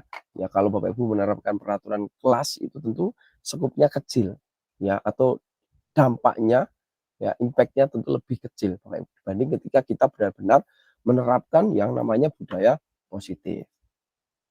Nah, sekarang Bapak Ibu bisa dilihat ya, yang mana merupakan keyakinan kelas dan Mengapa bisa? Nah, ini gimana Bapak Ibu? Yang kiri atau kanan Bapak Ibu? Menurut Bapak Ibu ini yang keyakinan kelas ya. Boleh dijawab di chat, silahkan. Yang mana yang merupakan keyakinan kelas ini? Oke ya. Ya, oke kiri ya Pak Marwan ya. Oke. Ada lagi mungkin yang mau menjawab selain Pak Marwan mungkin? Silahkan, masih saya tunggu, tidak apa-apa Bapak Ibu ya. Kita masih ada waktu sekitar berapa menit ya? Tadi kita mulai pukul 20.40-an ya. Oke. Oke. Nah, kita akan coba gali ke dalam Bapak Ibu ya. Nanti agar kita lebih mendapatkan pemahaman bermakna ya apa yang dimaksud dengan keyakinan kelas. Nah, ini Bapak Ibu ya. Nah, kegiatan pendalaman atau keyakinan kelas ini bisa dilakukan dengan tabel T dan juga tabel Y, Bapak Ibu. Ya, ini hal yang baru ya bagi kita semua ya, khususnya bagi saya juga ini juga hal yang baru Bapak Ibu ya. Jadi ada hormat ya, bekerja ini adalah nilai-nilai kebajikan ya. Kemudian kita bisa membuat tabel T dan tabel Y. Kalau tabel T itu rumusnya adalah tampak seperti dan tidak tampak seperti. Sedangkan untuk tabel Y terdengar, terlihat, berperilaku. Nah, terdengar apa, terlihat apa, berperilaku apa. Nah, kembali pada nilai-nilai keyakinan, nilai kebajikan yang telah ditetapkan. Di sini kita lihat contoh hormat, bekerja, diterima, dan dimiliki. Nah, ini kalau kita lihat contohnya ya. Kalau hormat, ya nilai kebajikan hormat. Ini kalau kita lihat tabel T-nya, ya datang tepat waktu. Ya, tampak seperti datang tepat waktu, tidak tampak seperti sering hadir terlambat. Kemudian tampak seperti menyapa teman dari dan guru setiap hari ya. Jadi ini orang-orang yang menjunjung tinggi keyakinan kelas, khususnya yang keyakinan kelas hormat ya. Ya, selain datang tepat waktu, menyapa teman dan guru setiap hari, kemudian mengembalikan barang teman yang dipinjam. Itulah wujud keyakinan keyakinan kelas ya secara spesifik dan nilai hormat. Nah, kalau kita lihat pada tabel Y, jadi orang hormat ya yang mengikuti keyakinan hormat ini tentu terlihat berempati, terlihat memegang barang orang lain, hanya memegang barang milik orang lain hanya dengan izinnya. Nah, lalu mendengarkan dengan seksama, ya terlihat. Jadi terlihat, oh orang itu menjunjung tinggi nilai hormat. Maka dia akan terlihat seperti ini. Kemudian senantiasa berbuat berbagi. Nah, terdengar, ya yuk saya bantu. Kita bisa selesaikan ini bersama. Kemudian terima, tolong ya. Kemudian permisi, boleh saya pinjam, dan seterusnya. Nah, berperilakunya untuk orang yang memiliki keyakinan hormat ini, tersenyum ramah, memberi salam hormat, ya, kemudian memberikan ruang bekerja, lalu postur tubuh yang tenang. Itulah Bapak Ibu untuk mengidentifikasi keyakinan-keyakinan kelas dengan cara tabel T dan tabel Y, Bapak Ibu. Nah, next. Nah, ini Bapak Ibu salah satu aktivitas ya kegiatan praktik baik saya di sekolah saya ketika saya menerapkan pembuatan keyakinan kelas, Bapak Ibu. Nah, di sini murid saya berikan selembar kertas kecil sticky note ya. Mereka untuk menuliskan peraturan-peraturan apa yang mereka inginkan di kelas. Peraturan-peraturan seperti apa yang mereka harapkan ada di kelas. Nah, kenapa dibuat peraturan? Nah, nanti kita akan arahkan, kita akan pandu peraturan-peraturan itu nantinya dalam menjadi sebuah keyakinan, Bapak Ibu. Betul. Nah, ini anak-anak saya berikan sticky note ya. Kemudian kita lanjut lagi. Nah, anak-anak saya beri kesempatan untuk menempelnya ya pada kolom peraturan ya yang telah saya siapkan ya tempat tertentu. Jadi peraturan-peraturan itu ditempel ya pada kolom atau bagian yang telah saya tetapkan peraturan kelas. Ya, semua peraturan terarsipkan Bapak Ibu ya. Ini peraturan kelasnya. Nah, ini ada karena murid saya di sekolah saya itu sedikit Bapak Ibu ya. Cukup sepi di kelas, kadang murid hanya 10 satu kelas, kebetulan di kelas saya yang saya ajak untuk membuat keyakinan kelas ini ya. Nah, dari peraturan kelas ini, maka peraturan kelas ini anak-anak masih banyak sekali yang sifatnya larangan, kemudian hal-hal yang sifatnya masih negatif atau tidak larangan seperti itu. Ya misalkan tidak boleh mengganggu teman. Nah, begitu. Maka saya di sini konversikan menjadi kalimat-kalimat positif ya, seperti tidak boleh datang terlambat. Maka di sini saya tuliskan datang tepat waktu. Ya, kemudian ada murid juga yang menyampaikan tidak boleh berbicara sendiri saat guru berbicara atau saat guru menjelaskan. Nah, di sini saya tuliskan mendengarkan guru gitu. Kemudian lanjut saling menghormati, berkata baik, menjaga kebersihan dan seterusnya. Dari kalimat positif ini kemudian diambil ya sebuah nilai kebajikan ya. Di sini dapat disiplin, hormat religius. Nah, ketika sudah dapat 3 poin ini, 3 keyakinan yang disepakati bersama ini tentunya ya dari kelas kita, dan kita juga tanyakan bagaimana apakah sepakat. Nah, dan semua anak-anak sepakat untuk menjunjung atau membuat keyakinan kelas ya dari nilai kebajikan ini, disiplin, hormat religius. Nah, ini kemudian diidentifikasi ya menjadi tabel T ya, tabel Y ini ya, dan kemudian juga bisa diidentifikasi lagi lebih mendalam ya berkait dengan perilaku-perilaku atau tugas-tugas ya sesuai dengan keyakinan kelas ini. Guru tugasnya apa ya, guru tugasnya tidak apa ya. Kemudian murid tugasnya apa, murid tugasnya tidak boleh apa. Di sini kita lihat guru tugasnya ya masuk tepat waktu, ya guru tugasnya tidak boleh terlambat, ya guru tugasnya menyayangi murid, ya guru tugasnya bukan menyakiti, ya. Nah, guru tugasnya mengajak berdoa, ya, dan guru tugasnya tidak mengajak berdoa atau langsung pelajaran, ya. Dan di sini juga murid kita ajak untuk sama-sama ya mengidentifikasi murid tugasnya apa, datang tepat waktu, tidak boleh terlambat dan seterusnya ini. Jadi inilah kurang lebih alur-alur yang telah saya lakukan ya bersama murid saya. Nah, nanti Bapak Ibu sekalian juga bisa melihat ya contoh aksi nyata yang saya buat ya dalam bentuk video juga nanti ya. Nah, ini peraturan. Nah, kira-kira diubah menjadi apa Bapak Ibu untuk keyakinan kelas ini? Sebentar. Nah, ini ya.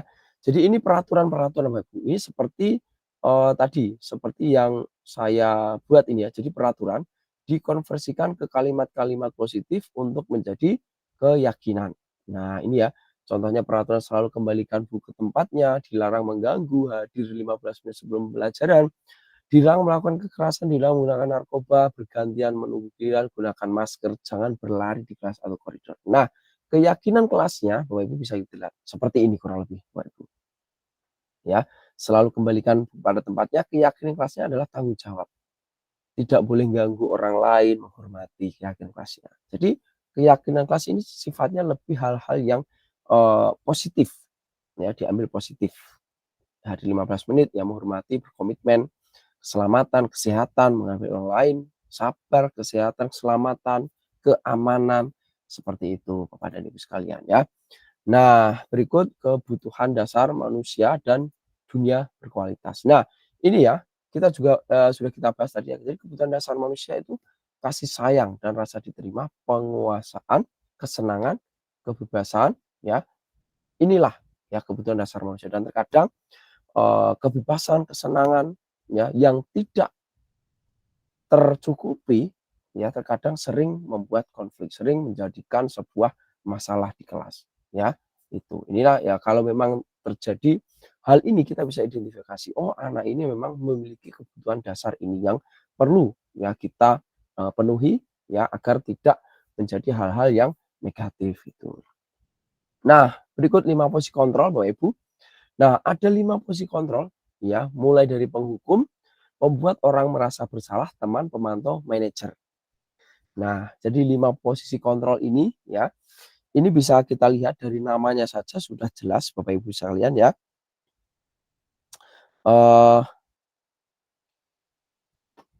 Dimulai dari penghukum ya, itu sifatnya menghargai, menunjuk-nunjuk, menyakiti, menyindir, pokoknya yang parah-parah lah, yang jahat-jahat lah, membuat orang merasa bersalah ya, itu juga masih sifatnya identitas gagal, Bapak Ibu. Lalu identitas berhasil menjadi teman, ya, pemantau, ya, tapi lebih sukses ketika bisa menghargai diri sendiri dengan kontrol diri. Identitas sukses yaitu sebagai manajer. Nah, dari poin-poin ini sekiranya Bapak Ibu kita bisa merefleksikan diri kita, bisa merefleksi apakah atau kita itu masuk di yang mana Bapak Ibu. Nah, silakan dijawab masing-masing di dalam hati ya untuk mengetahui atau mendapatkan jawabannya. Ya, kalau saya sendiri jujur Bapak Ibu ya masih juga kadang menjadi pemantau kadang. Jadi saya kalau ada yang murid-murid yang nakal, jadi saya awasi. Ayo, kalau begini bagaimana? Ayo kemarin kalau kamu tidak pakai sepatu yang sesuai warna hitam bagaimana? Nah, jadi lebih di apa namanya menghitung, mengukur ya, mengingatkan ya. Tapi kalau manajer ini memang sangat mulia ya mengajukan pertanyaan-pertanyaan. Jadi sifatnya lebih membangun dan kita sebagai guru Bapak Ibu idealnya kita harus mampu ya menuju pada posisi manajer ini ya idealnya. Walaupun memang mungkin agak susah, agak berat ya. Kita berusaha sedikit demi sedikit ya perlahan belajar ya agar bisa mencapai seorang pendidik yang sesuai pada posisi kontrol terbaik yaitu pada posisi manajer Bapak Ibu. Nah, ini Bapak Ibu, pernyataan-pernyataan, saya kecewa sekali dengan kamu. Nah, itu membuat orang merasa bersalah. Nah, penghukum, kamu tidak dengar benar. Kamu tidak pernah benar melakukannya. Itu penghukum. Jadi langsung dihukum ya. Langsung sifatnya pokoknya selalu salah terus gitu ya. Lalu ayolah lakukan demi ibu bapak. Nah, itu teman. Nah, apakah kamu mau mendapat stiker bintang hari ini? Nah, itu pemantau. Nah, bagaimana kamu bisa menyelesaikan masalah ini? Manajer. Ya, sifatnya lebih konstruktif, lebih mengajak gitu. Nah, kamu selalu yang paling terakhir, yang penghukum. Ya, sifatnya langsung memvonis begitu, Bapak Ibu. Nah, berikut ya di sini Bapak Ibu kalau kita lihat ya bergerak ya antara peraturan, pemantau, konsekuensi atau hadiah, nilai-nilai atau manajer memperbaikinya. Ya, kalau kamu tidak, ya saya akan diberi konsekuensi untuk membuat tidak nyaman. Nah, apa yang kamu yakini, bagaimana memperbaiki masalah ini, itulah nilai-nilai manajer yang bisa kita coba terapkan ya pada murid-murid kita, pada anak didik kita, atau bahkan dengan rekan kerja, dengan teman-teman guru ya itu. Nah, ini juga cakupannya cukup luas Bapak Ibu ya sebenarnya bisa diimplementasikan dalam kehidupan kita sehari-hari. Nah, sekarang segitiga restitusi Bapak Ibu sekalian ya. Segitiga restitusi ini kalau kita lihat tahapannya Bapak Ibu sekalian ya. Itu ada 3, dimulai dari menstabilkan identitas, ya kemudian validasi kebutuhan dan menanyakan keyakinan. Ya. Nah, yang pertama Bapak Ibu ada menstabilkan identitas. Menstabilkan identitas ini sifatnya lebih ke bagaimana kita memaklumi, memahami bahwa murid melakukan hal itu ya, tentu kita bisa bangun identitas ya yang merasa gagal ya semula, kita buat agar mereka bisa kembali kepercayaan dirinya atau kembali menjadi positif dulu ya. Jadi kita yakinkan, kita kembalikan dari dia yang merasa sangat bersalah ya atau berdosa dan sebagainya, kita bangun lagi. Nah, contohnya berbuat salah itu manusiawi. Tidak ada manusia yang sempurna. Nah, Bapak Ibu juga buat salah. Kita pasti bisa menyelesaikan permasalahan ini.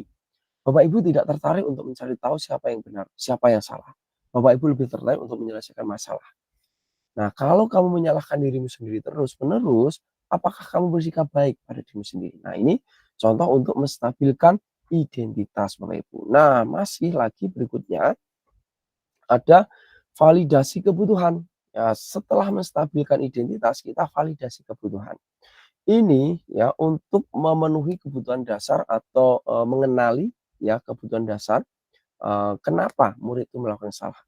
Pada dasarnya setiap tindakan manusia tujuannya adalah memenuhi ya atau tadi kebutuhan dasar hidup manusia ya, kebebasan ya.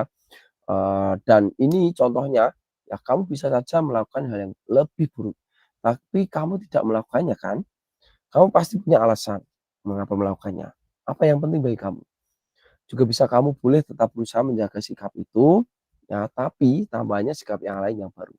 Nah, yang berikut, maukah kamu belajar cara lain untuk dapat yang kamu butuhkan tanpa harus memukul? Yang berikut, apakah kamu bisa melakukan dengan yang lebih baik esok lagi? Ini contoh untuk melakukan validasi kebutuhan. Dan yang terakhir, menanyakan keyakinan. Ini langkah yang menurut saya paling menyentuh ya. Jadi dihubungkan dengan norma sosial, nilai-nilai, keyakinan yang mendasari manusia berinteraksi dengan orang lain. Ya, kita tanyakan misalkan apakah nilai-nilai yang kita percaya di kelas di sekolah kita, apakah keyakinan kelas kita, apa keyakinan yang telah kita buat bersama dulu ya. Nilai-nilai universal apa, kelas yang ideal seperti apa sih? Ya, kamu ingin jadi seperti apa? Nah, jadi benar-benar memberikan harapan, kembali membangun ya anak itu kesadarannya ya, rasa benar-benar ingin memperbaiki dari dalam dirinya itu, ya itu. Nah, Bapak Ibu sekalian, di sini saya contohkan sebuah kasus ya, ini murid saya ya, tidak terima pekerjaannya selalu dicontek. Jadi ada murid saya itu pekerjaannya itu sering dicontek temannya ya, dan dia marah dan tidak dapat menahan emosinya sehingga terjadi ribut di kelas. Nah, teriak-teriak, ngamuk-ngamuk ya, karena pada temannya yang nakal, mengganggu, menyontek pekerjaannya ya. Nah, di sini saya mulai dengan menstabilkan identitas murid itu. Ya, jadi saya tanya, kenapa kamu melakukan itu? Ya, kenapa bisa marah? Saya maklum ya, marah itu biasa. Ya, yang namanya manusia itu pasti juga pernah mengalami marah. Seperti Pak Guru juga pernah. Ya, tapi baru setelah kita mengobrol terkait sudah menstabilkan identitasnya, kita lanjut validasi. Ya, kita validasi bahwa yang kamu lakukan itu kurang tepat. Ya, nah, tapi kita bangun buat bagaimana murid itu lebih bisa memvalidasi sendiri. Dia menyadari, oh tindakan saya salah. Ya, menurut kamu tindakan yang kamu lakukan itu benar atau tidak? Nah, itu ditanya. Nah, dan kebetulan anak ini menjawab tidak benar. Harusnya dia mengingatkan dengan baik, gitu menjawab itu. Nah, setelah diajak mengobrol untuk memvalidasi bahwa tindakannya itu kurang tepat, kita lanjutkan dengan keyakinan kelas, menanyakan keyakinan kelas ya. Jadi kemarin kita sudah sama-sama meyakini apa. Nah, dan anak ini kemudian juga menjawab saling menghormati Pak Guru. Nah, akhirnya sudah jadi murid saya ini bisa istilahnya dari internnya mengerti dan bisa memperbaiki perilakunya ke depan lebih baik lagi, Bapak Ibu. Nah, berikutnya ini kalimat-kalimat intervensi yang bisa kita gunakan ya untuk memantik ya, seperti lebih memperdalam berkaitan dengan segitiga restitusi ini. Nah, seperti apakah kamu ingin berbuat lebih baik? Ya, saat ini apakah kamu menjadi orang yang sedang kamu inginkan? Ya, kemudian apakah kamu bisa mengubah kegiatan atau tingkah lakumu? Apakah wajar membuat kesalahan? Bisakah kita memperbaikinya? Dan seterusnya ini, Bapak Ibu ya. Jadi itu Bapak Ibu sekalian ya yang bisa saya share berkaitan dengan pemahaman budaya positif ya, dan juga sedikit atau praktik baik yang telah saya lakukan ya terkait dengan budaya positif Bapak Ibu sekalian. Nah, sekarang Bapak Ibu silahkan bila mana ada yang ingin di-share atau didiskusikan dengan senang hati ya, boleh raise hand atau boleh sampaikan di chat Bapak Ibu sekalian ya. Silahkan kalau ada yang ingin ditanyakan atau yang ingin dikonfirmasi atau yang ingin didiskusikan atau mungkin dari penjelasan saya mungkin ada yang membuat Bapak Ibu penasaran atau bingung, boleh ditanyakan pada chat atau langsung raise hand Bapak Ibu. Silakan. Saya tunggu ya Bapak Ibu ya. Silakan kita tunggu di sini sambil menunggu Bapak Ibu sekalian. Luar biasa malam ini bisa terlaksana ya, walaupun di sesi-sesi malam ini ya. Semangat Bapak Ibu ya, tetap terjaga ya, dan ini ada kurang lebih 10, 11, 12 ya. Jadi ada 14 ini kalau tidak salah ya.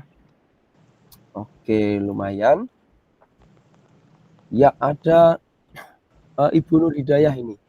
Silakan Ibu Nur bisa langsung hidupkan mikrofonnya. Ya, baik.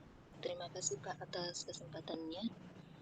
Sedikit informasi, ya, kami diamanahi untuk menjadi guru kelas 1. Hmm. Ya, kami tanyakan apakah metode restitusi seperti yang sudah Bapak sampaikan tadi bisa diterapkan untuk siswa kelas 1. Karena beberapa Oke. kasus dan beberapa siswa kami ya entah itu karena mungkin masa transisi dari PAUD ke SD atau seperti apa ya mungkin kami sudah memberikan apa menasihati ya bahkan mungkin sampai ada teguran tapi itu mengiyakan untuk tidak mengulangi tapi itu hanya berlangsung beberapa menit saja dan ujung-ujungnya kembali mengulangi apa yang sudah kesalahan yang dilakukan tadi. Ya, mungkin itu saja, Pak. Terima kasih. Oke, baik. Terima kasih pertanyaan dari Ibu Nur ya, Ibu Nur ya. Memang di kelas 1 itu kita realistis saja, Bapak Ibu ya, dari terkait dengan teknik segitiga restitusi tadi ya. Itu memang kalau saya sendiri pun menghadapi kelas 1 itu juga boleh dikatakan cukup sulit ya. Ya, apalagi kelas 1 itu ya transisi dari PAUD ke SD, ya itu ada beberapa murid yang memang sudah ada berpikir kritis ya, atau mulai ada rasa berpikirnya itu tinggi. Jadi ketika diajak ngobrol nyambung, terus. Tetapi memang ada beberapa murid yang ketika ditanya kadang hanya diam, ya apalagi kelas 1 ya. Jadi sekali lagi untuk segitiga restitusi ini ya bisa kita coba, namun dalam pelaksanaannya juga kalau menurut saya ya itu bisa kita sesuaikan ya. Setidaknya dengan alur-alur segitiga restitusi ini ya, saya tampilkan dulu dari slide ini. Slide ke berapa tadi ya? Nah, ini ya. Nah, alur ini segitiga restitusi ini. Nah, ini memang idealnya Bapak Ibu sekalian, kalau kita lihat lawan bicara kita, nah kalau apalagi pertanyaan dari Bu kelas 1 tadi, kenapa sih ada segitiga restitusi? Ya tentunya agar kita bisa menjadi pendidik yang bisa benar-benar mengarahkan murid itu lebih ke kesadaran. Artinya kesalahan-kesalahan yang dilakukan bukan semata-mata kalau kita berikan hukuman, itu mungkin seperti yang saya sampaikan tadi akan berdampak panjang.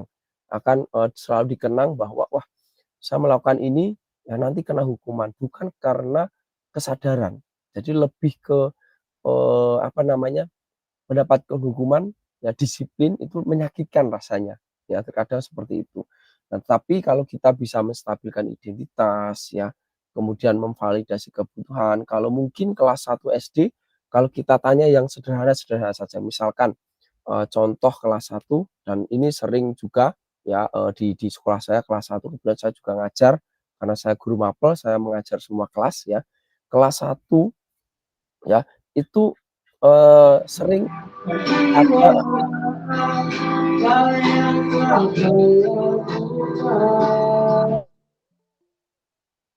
ya.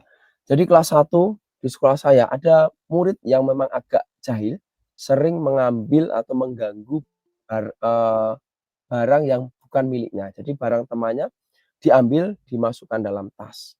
Nah, kemudian ketahuan oleh temannya dan terjadi keributan. Nah, di situ saya pernah mencoba, jadi saya mulai hal yang sederhana. Saya tanya, "Kok kamu melakukan ini?" Nah, tapi ya yang namanya, eee, kita melihat barang ya kita pasti kepingin ya. "Ya, kamu kepingin juga ya?" "Iya, Pak Guru." Nah, tetapi yang kamu lakukan ini kurang baik, ya tidak baik. Ya, jadi kita stabilkan identitasnya yang semulanya dia dikucilkan karena dimarahi teman-temannya, "Woi pencuri pencuri." Wah ini, akhirnya saya stabilkan, ya saya ajak ngobrol, ya ini kita berbuat tidak baik, ya itu setiap orang juga pasti pernah berbuat tidak baik. Tapi kita, coba kita pikir, mungkin ke depan bagaimana, apa yang bisa kamu lakukan agar menjadi lebih baik lagi. Nah memang apa namanya, kalimat-kalimat dialog ini ketika disampaikan ke kelas 1 ada beberapa yang bisa nyambung jawab dengan baik, kadang ada yang, langsung menangis ya, itu memang reviewnya kelas 1 tapi tidak ada salahnya kita mencoba, kita stabilkan dulu ya lalu kita, validasi, "Kenapa kok kamu ambil?" "Oh saya pengen itu." Nah nanti kalau memang kamu pengen, coba bisa bicara baik-baik dengan teman kamu ya besok ya, misalkan kamu, pengen punya pensil seperti itu ya, atau pengen punya, penghapus seperti itu, atau gurindal seperti itu ya, itu bisa berbicara baik-baik, nanti bisa bagaimana? Bisa pinjam Pak Guru. Nah, jadi anak itu bisa kita arahkan untuk berpikir bagaimana mencari solusinya dan membuat solusi terbaik yang ada, yang dimulai dari dirinya sendiri. Nah, kemudian kalau menanyakan keyakinan, ini mungkin akan susah menurut saya kalau kelas 1. Jadi, keyakinan apa yang kamu ikuti? Mereka mungkin belum, keyakinan itu apa sih? Nah, kadang mereka belum paham apa itu keyakinan. Tapi dengan, cara-cara kita, bahasa-bahasa yang sederhana mungkin menghadapi anak-anak kelas 1 itu mungkin bisa menjadi sebuah cara ya, cara yang, menurut saya efektif, dimulai yang sederhana, walaupun dari 3 tahapan ini sampai menanyakan keyakinan, sampai ke tahap validasi kebutuhan saja bisa berjalan dengan baik, itu menurut saya sudah istimewa. Sudah top itu menurut saya, untuk kelas 1. Nah, karena saya begini karena memang saya juga pernah, dan sering mengalami kasus-kasus keributan di kelas 1 ya. Baik, terima kasih Bu Nur Hidayah atas, apa namanya, tanggapan baliknya, semoga tetap semangat ya. Artinya benar-benar kita, saya mulai dari diri saya sendiri bahwa disiplin positif ya, menangani permasalahan-permasalahan di kelas dengan segitiga restitusi ini, benar-benar mengarahkan murid ya untuk lebih sadar ya, lebih sadar bahwa perbuatannya itu ya, ke depan akan lebih baik ya, akan lebih menyadari bahwa itu salah dan menjadi lebih baik lagi itu dari dirinya sendiri. Ya, bukan karena paksaan, "Oh besok nggak boleh gitu lagi." Nah, bukan, tapi karena anak itu benar-benar sadar, "Oh saya harus begitu." Nah itulah yang ingin, dibangun menuju ke disiplin positif. Nah itu saja Bapak Ibu sekalian ya, silakan nanti kalau ada yang ingin ditanyakan lagi boleh sampaikan di, grup atau bisa WA saya, ya nanti bisa kita diskusi lebih lanjut karena melihat waktu sudah cukup, lewat ini 1 jam lebih, kurang lebih ya, dan saya sampaikan terima kasih dan terima kasih sebesar-besarnya ya, karena Bapak Ibu telah mengikuti sesi webinar ini. Semoga Bapak Ibu sekalian senantiasa sehat, semangat ya, dan mendapatkan, rezeki yang berlimpah tentunya ya. Itu saja sesi malam ini, mohon maaf jika banyak kekurangan, tutur kata mungkin yang kurang pas, ya mohon dimaklumi, karena saya di sini sangat menyadari bahwa saya masih belajar dan juga ingin menjadi, guru pendidik pembelajar sepanjang hayat. Itu saja, saya Ali Zainal, mohon pamit Bapak Ibu sekalian. Terima kasih, sampai jumpa lagi Bapak Ibu sekalian. Assalamualaikum warahmatullahi wabarakatuh. Waalaikumsalam. Terima kasih Pak Ali Jaina. Terima kasih atas waktunya. Siap, Terima siap, kasih. sama-sama Pak.